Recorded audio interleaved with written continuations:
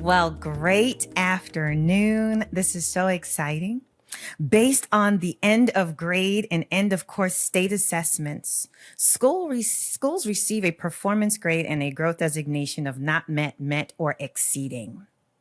Glendale-Kenly Elementary's growth designation was the same for 2014, 2015, 2016, 2017, 2018, 2019, growth not met. Then COVID and a school leadership change. While most districts and schools across North Carolina were declining in both performance and growth, Glendale-Kenly defied the odds. In 2022, the first testing year after COVID, Glendale-Kenly students exceeded growth. The school has consistently met or exceeded growth each year since COVID, with growth scores at or above 80%. Of particular note is the performance of students in two subgroups, English language learners and students with disabilities. While it is common for schools and districts to struggle growing and improving proficiency for these two groups, Glendale-Kenly outperformed both the district and state proficiency averages for English language learners in 2022, 2023, and 2024. Listen, let's just get into it. We're going to hear how Principal Kelly Holland and her team made the impossible possible on today's episode of MTIP. Greetings, Principal Kelly Holland. Hi, Dr. Thomas. Thank you so much for that lovely introduction to Glendale-Kenly. Yes, no lies detected, right? I know that everything you said was the truth. Exactly. All right. Well, share a little bit with us about your professional journey. Okay, so I have worked my entire career in Johnston County Schools. I started out as a teacher at South Smithfield Elementary School. I did try to teach a variety of grade levels. So I taught first, third, and fifth grades. And then I was lucky enough to be able to do my internship here at Glendale-Kenly. I was a principal fellows. Okay. And so after my internship, the assistant principal job opened here. So I became assistant principal here, worked under two different principals, and now I'm here as principal in my fourth year here at Glendale-Kenly. Wonderful. Well, thank you for sticking and staying, right? Yes, I'm ma'am. seeing really great things happening, but we need to hear how these things happened. So here it is. We often hear about difficulties, right? Because you said you were an assistant principal there before. So we often hear about some difficulties when an assistant principal transitions to being the principal of the school. Mm-hmm. So what was one challenge for you, if any, and what were the added benefits in that transition from AP to principal? So I think that anytime you go from one position to, particularly from assistant principal to principal, right, it can be a little bit difficult to navigate the shift in relationships, just because even though both are in an administrative role, it is very different. The relationship between an assistant principal and teachers and then the principal. So, as an assistant principal, you're seen more as the support figure, the person that you could go to. So there was a little bit of an adjustment becoming a principal, but it was not drastic. So I could tell that for some, they tried to balance, can I still go, to Kelly for these things whenever they probably typically wouldn't go to the principal. So it did take us a while to get folks to shift, because everybody came to me for buses as an assistant principal. So that was no longer. So there were some shifts with that, and handing over that leadership to an assistant principal. But for the most part, there were not too many struggles that came with that. There were a lot of benefits from being here.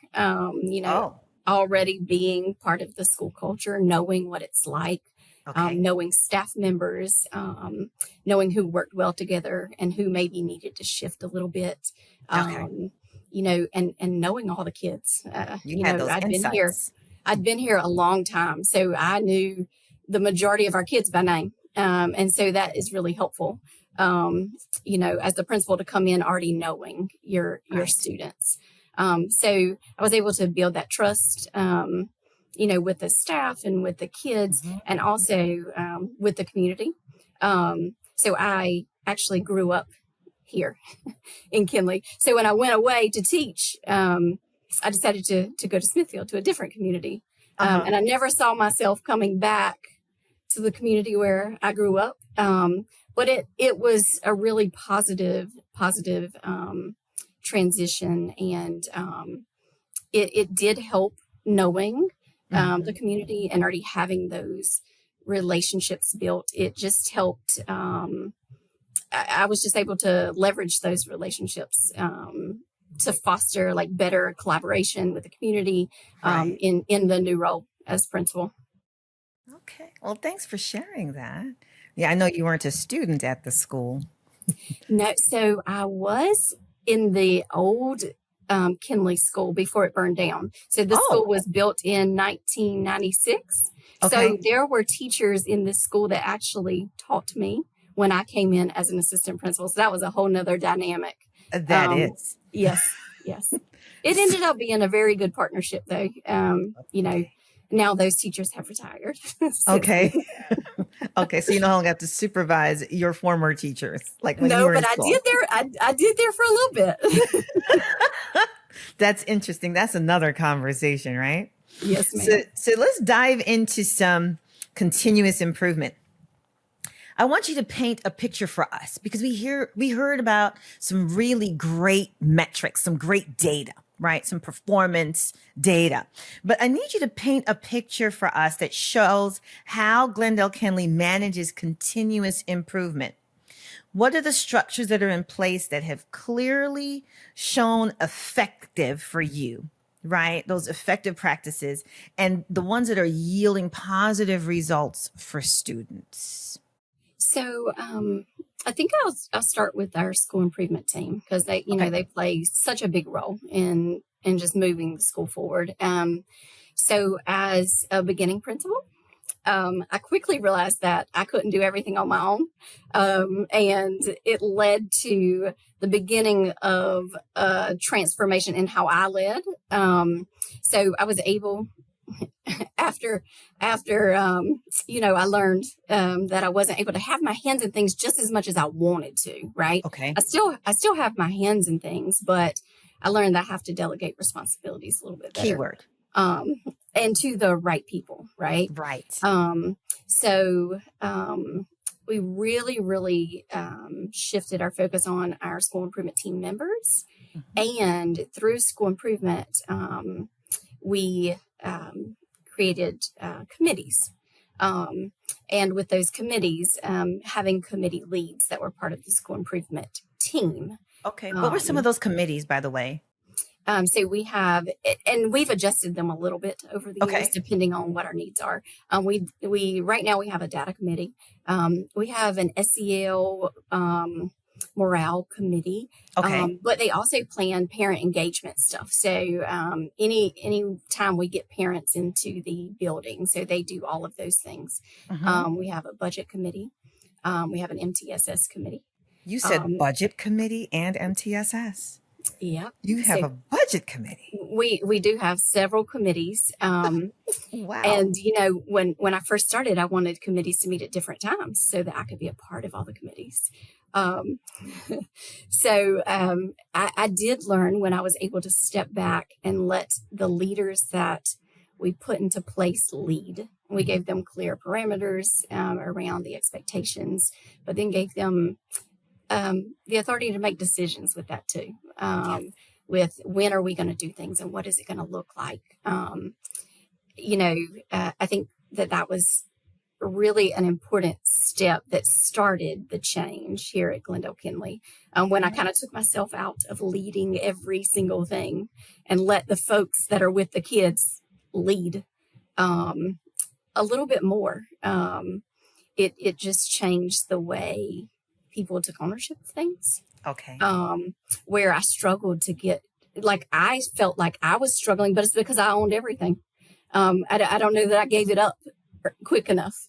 But when I started giving up some of the ownership and other folks picked it up, we really started to move a little more in the right direction with SIT. You know, I have folks that send me something. They sent me something yesterday. Hey, I think we should do this, and they posted it on social media, and we moved with it really, really quickly. Okay. Before, we didn't have that because I wanted to make sure everything was right and that I looked over everything. But you, as a leader, I really struggled. You couldn't look over every single thing every minute before you let people move.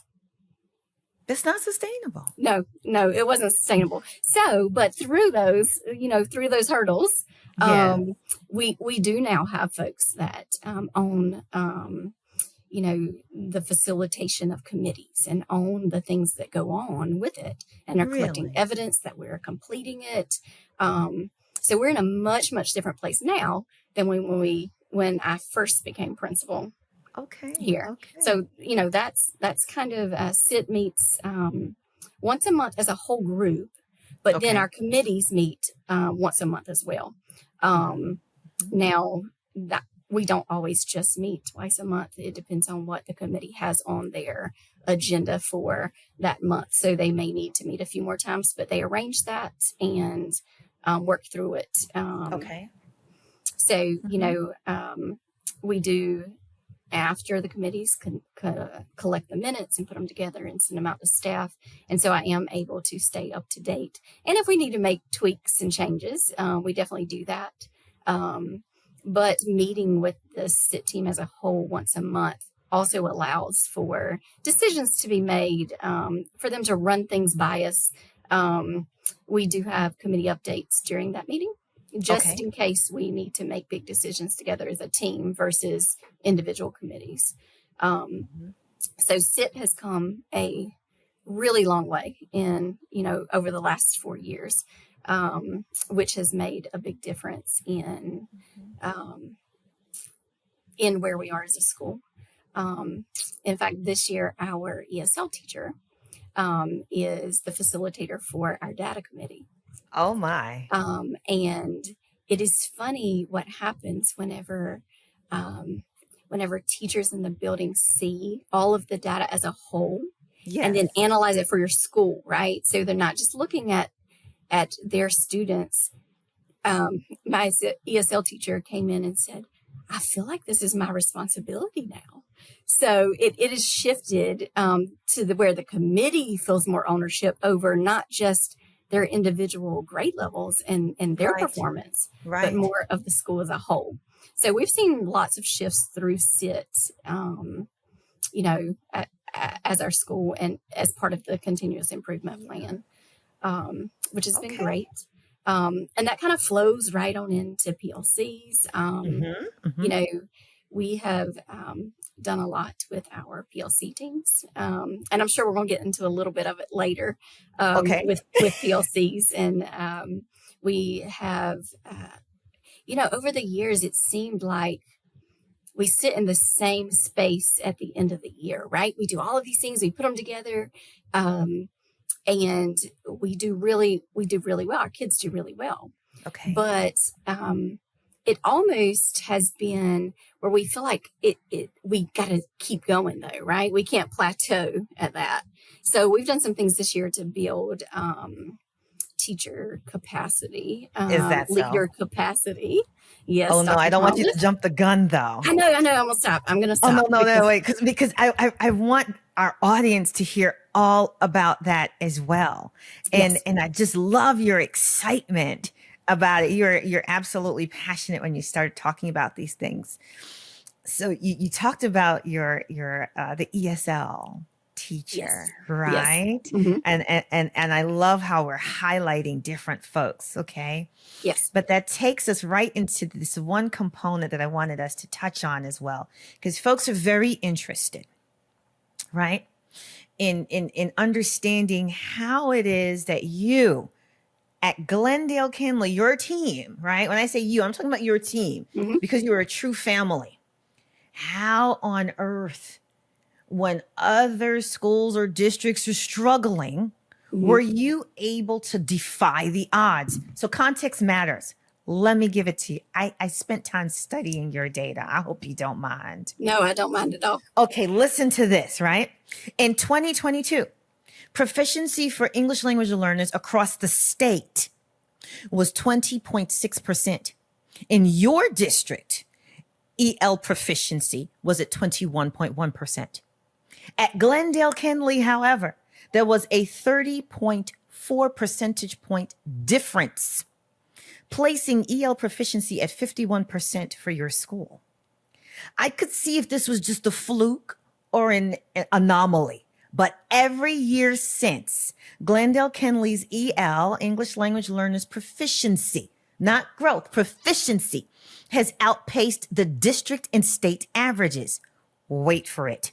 In 2024, when the district decided to create a focus on EL proficiency, you took the charge seriously and obtained a 70.7% proficiency for English language learners, a figure that was more than 42 percentage points higher than the state and your district averages.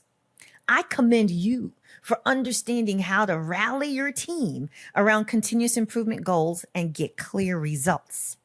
Share with us how you identified both the English language learners and students with disabilities as needing greater focus, and how the plan to improve their achievement outcomes was designed and monitored.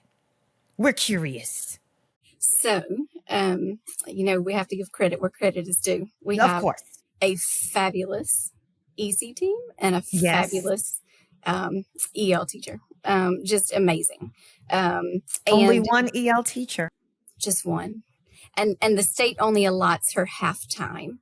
Oh my So gosh. we do use our Title I funding to Okay. keep her here all day. Wonderful. And it looks like that has paid off. Yes.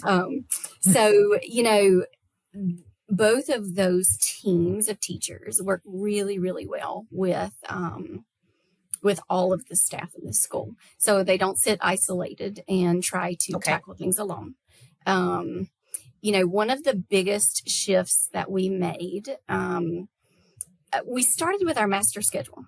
So we looked at our master schedule and we tried to keep all of our kids in core time. So we tried to keep them in whole group reading, whole group math.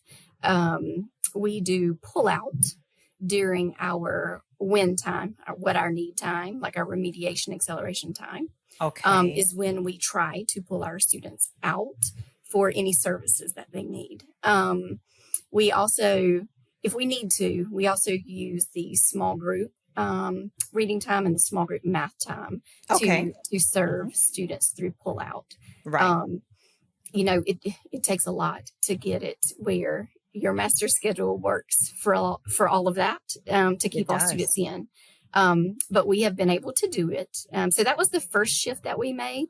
So if I might just summarize that, it sounds like the core time, core tier one was protected. And you ensured that students with disabilities and English language learners were a part of the core with all of their peers. Yes. That's a value. Yes, absolutely. Mm-hmm. Okay. So that's for EL and EC. Okay. So, through that, what we do though, during that core time, we may do inclusion, right? Oh. So there may be some kids that actually benefit from inclusion and also get pull out, right?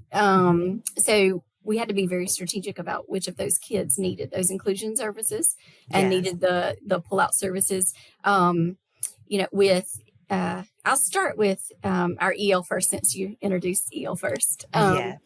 So with EL, we have over the years tried to play with lots of different things to see which way of serving kids gets the most results. And what we have found that works for our population, and it might not work for everybody, but we had been pulling the students that had the greatest need Yes. And then pushing in for students that were pretty close to proficient. Okay. Okay. So we switched that this past year. Last year. And that's what really, now, don't get me wrong, we had been doing well before that in Yes, you are. comparison, right? Yes. But last year, it really, really, we were able to reap the benefits of it. And so what it did was, because we weren't pulling anybody during core instruction, we were That's just right. pulling them during small group and win time.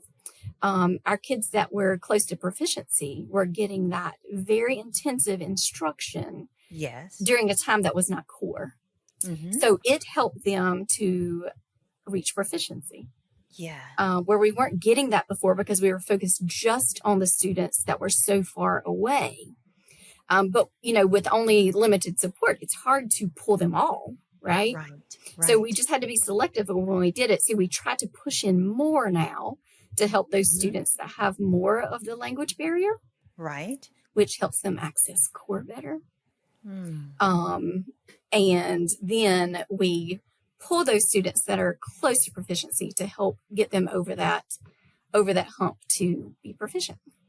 So, that was last year that really showed those results. And looking at it this year, it looks like we may be trending the same way. Oh my goodness. I can't wait. I'm getting goose pimples just thinking about it. Right. Yes.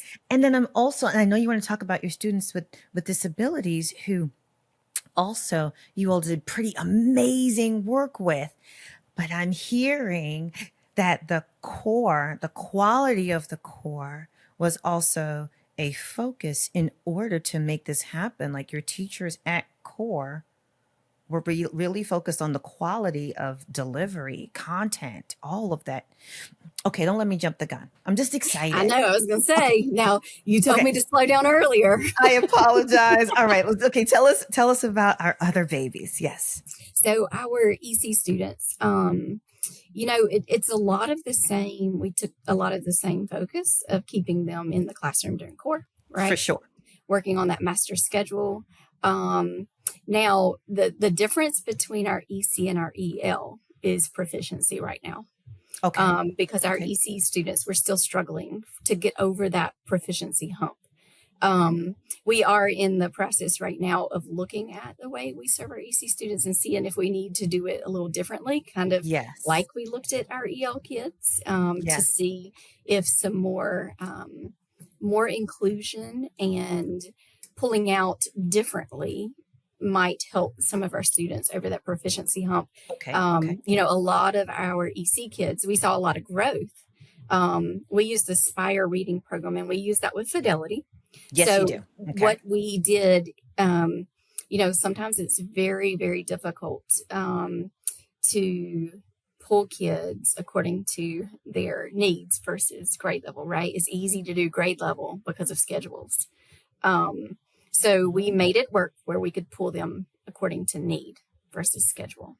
That's so awesome. There are kids across grade levels sitting in the Spire reading program. And in fact, our EC kids are performing right up there, if not sometimes a little bit better than our regular ed students with decoding because of the Spire program and the fidelity in which we deliver the Spire program with those students. Fidelity matters. And because other folks have Spire and they're not getting the same results. Yep. Right. And so that fidelity of implementation really does matter. It does. And one of the other things that we did with our EC kids is, we talked a lot about removing them during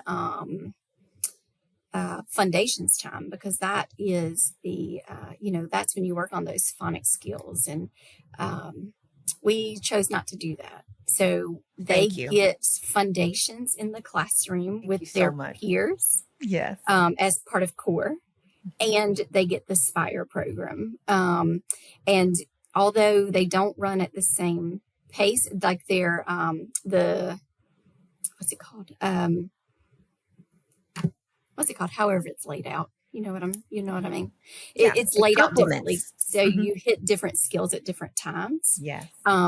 But what we noticed was some of our EC students because they were gaining skills through Spire, sometimes they gained the skills before Foundations introduced it. So they pushed back into the classroom and were able to lead.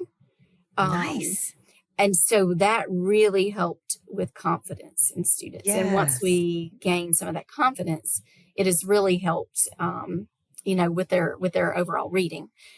So, with those students, we have to work on that proficiency. So that's next is getting them over that proficiency. I do not doubt what your team is going to be able to do. You're going to make that impossible piece possible. I can't wait to see the results. Yes. Oh my goodness. Okay, well, let's flow into one other area. And I appreciate what you've shared. I'm sure that how you've shared it is going to be able to help folks because of the detail that you've given us today, right? Mm-hmm. So this year, 2025, and I say we, right? We introduced a comprehensive shift for continuous improvement called the Academic Transformation Plan. Right. And many folks heard about it in bits and pieces and heard rumors and heard the rumbling happening at Glendale-Kenly. Right. Here's what I want to say. First of all, thank you for trusting the services of my consulting firm in this critical work, Dr. Tamara L. Thomas Consulting. The plan was tailored to suit the specific overall organizational needs of your school. Because we know one size does not fit all. Mm-hmm. I'd love for you to share with us what prompted you to move in this direction with academic transformation, looking at school culture, student performance. What were the specific areas of focus and what notable shifts occurred during the implementation of your academic transformation plan? Okay. So, thank you for being willing to work with us and, take this on. I think that that it has led to a big shift in our school. In the few months the last few months when we've been able to work together, we decided to make the shift as a school when we were looking at where we were this year compared to last year and the year before, right? We seem to, and I touched on that a little bit earlier, we seem to almost be in the same place, like with the same problems that we're trying to overcome, right? So we would put things into place, we would brainstorm and come up with it, and then things would ended up pretty well, right? But, you don't want to be in the same place over and over and over again. So building capacity within the building, strengthening teacher leadership, that had to be our focus. Now, we didn't drop everything else because we still have to put those things in place to get the results that we want. But I knew there had to be some kind of shift in teacher leadership within the building. And so that was like the first thing, because, I got asked the question about spending money on tutors versus, doing things to build capacity within the building, right? Because now it was a big decision to make, right? How do you spend your money when we need the results right now? That's right. But after having that conversation for a couple of years in a row, like we can't keep having it. So, I believe, and looking at our data, it seems that if the shift to focus on teacher leadership and just empowering teachers and giving them the tools they need to be able to sustain what we're putting in place, right? Right. It's going to give us the most bang for our buck, but it's also going to impact these students right now for this current school year. So that was the biggest thing. And, NPLC is looking at lesson plans and the rigor for students, the uniformity of lesson plans. It wasn't really there. And then a higher order questioning. Are we thinking about what kinds of questions we're asking students? So those are the things that we decided to focus on to impact kids right now and to impact us in the future. Right. All at the same time. So that's kind of the focus. I feel like that we took. Do you have other things that you think? I know that you all spent a significant amount of time looking at differentiation. Oh, yes. Right. Yes. And really looking at the quality of, say, small groups. Actually, I don't even know how I left that out. That's what I harp on every day. It's okay. That's what I'm here for. So many great things happening. Yes. Differentiation, I feel like is difficult for teachers, especially with the wide span of student needs, right? Yes. So I do think that was something that was really, really impacted, where teachers didn't know before, like what to do. They knew what differentiation was. Of course. They knew the definition of it, right? Mm-hmm. But how to actually put it into place was very difficult. So, and measure how it's working. Yes, but even just providing them with examples of what differentiation looks like. Yes. So, that's one of the pieces, Dr. Thomas, that I do believe also was very important, giving them a toolkit of everything all together. So just for Glendale-Kenly. Yes, just for Glendale-Kenly. Because honestly, we could hand it to somebody else and it's not going to do the same thing because it really is tailored just for us and the needs of our staff and our students. That's right. That's right. So, those are the things. I probably got way off with the question. No, you didn't. It's Okay. That's what we wanted to hear. What were the areas of focus, right? Yes. And then how were those areas monitored? Talk more up to us about how the plan unfolded, right?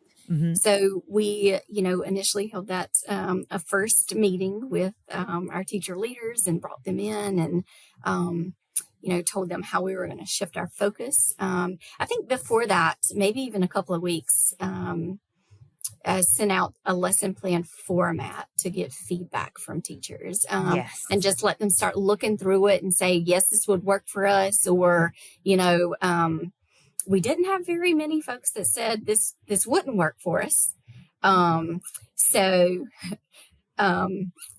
That's not to say there weren't bumps and bruises when we first started, right? Because I think that happens whenever you introduce something new. But, having staff look at that and then, presenting with the teacher leaders. And now they were handpicked. They're not necessarily all on the school improvement team. Because what I have tried to push myself to remember is that we need to spread out the leadership roles, right? Especially there are with gifts the folks in the that building can handle it. So some of our folks that are on school improvement are not part of this initiative that rolled out. That's right. But I talked with staff. I talked with the school improvement team before this was done so that everybody kind of understands why.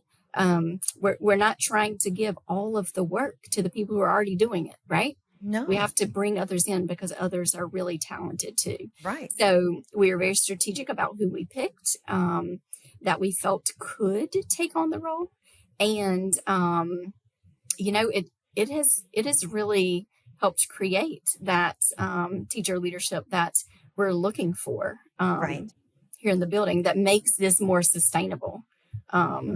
So we got feedback on the lesson plans and kind of rolled that out and then had the teacher leaders roll it out to staff. So impressive. Instead of, well, yes. And now there were bumps with that too. Of course. But it did start to shift that ownership away from just administration, which is what we needed. So we did then come back together again and we did present the same, Dr. Thomas, you presented the same information to the whole staff to then pull everybody up to speed to make sure everybody got the exact same message. And then teachers were able to ask questions and get clarification on things. And then teacher leaders got safety information and the second ownership. time. Do what? Safety and ownership. Yes, yes. And they were able to get it a second time, right? Because Yes, once you hear they something a did. second time, then you can start to own it even more, right? And go, oh yeah. So through the process, it's been there's been a lot of adjustments that we've made through the Yeah. process.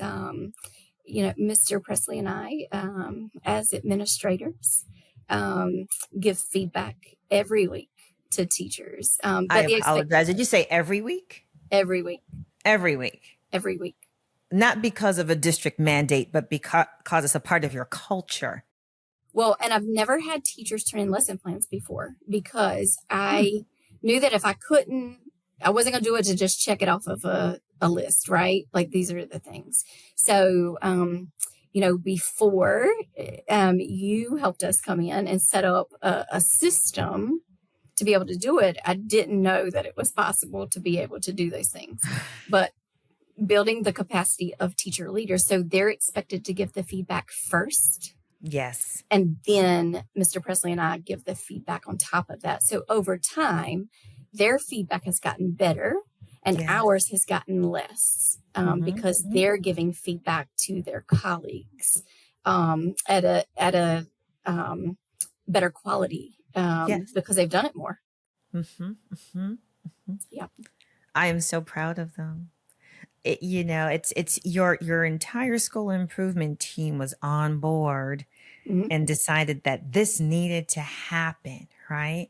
But there's still that hurdle of getting ownership from the entire school team as you're building the teacher leadership. And folks, like you could see folks as the culture is shifting, you could see folks getting really excited, taking that ownership, not having to run to administrators every 2 seconds for things. Like they were really taking that bull by the horns and leading the efforts. And that was amazing. There were folks who felt it was impossible, but what do we believe at Dr. Tamara L. Thomas Consulting? We, MTIP, make the impossible possible. And so I'm so glad that you all just ran with that torch. Was there anything else you wanted to share with us about the academic transformation plan, where you are now, where you're seeing some of the I can share a little update. We are excited about our end of grade testing.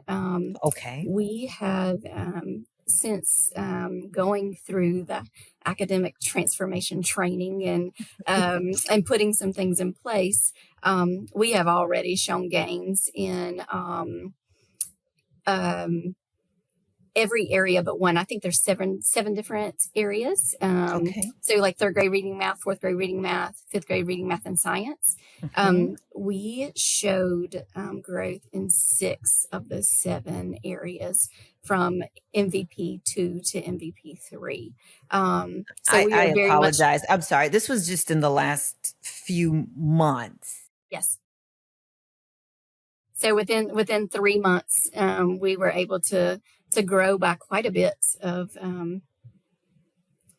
for expected proficiency at the end of the year. The plan works. If you work it. Yes. Wow. I can't wait. I am so excited for your team, but for the babies, right? Right? For the Glendale-Kenly community. Yes. And see, what we've known is that teachers are working hard. They're working hard every day, right? Yes, they are. So the problem was not that they were not working hard. It's that we were focusing on the wrong things. Yes. So now that we've shifted our focus on the right things, they're able to see that their work is impacting kids. So it's just a win-win for everybody. That's it. That's it. Yep. I am so excited for you. I appreciate you sharing with us today. Listen, I don't want to cut us too soon, but is there anything you wanted to share or any that I didn't get to ask before we go into our closing here? I think we've covered a lot. We really did in a short amount of time. Yeah. Right. And I'm not just talking about your 3 months or so. All right. Well, Principal Holland, thank you so much for being with us. Glendale-Kenly Elementary School made the impossible possible for their children. They designed plans for continuous improvement that became living, breathing strategies that they consistently delivered, as we have seen evidence through growth and proficiency gains. The Glendale-Kenly team knows they have not arrived. But what is most remarkable is their desire to collectively build and improve the academic culture by not being afraid to institute necessary change. Thank you, Principal Holland, for accepting the call to not just make a difference, but be the difference in the lives of students and staff. You've helped others to see the impossible as being possible, and I thank you. Thank you so much for your support over this time, and thank you for inviting me.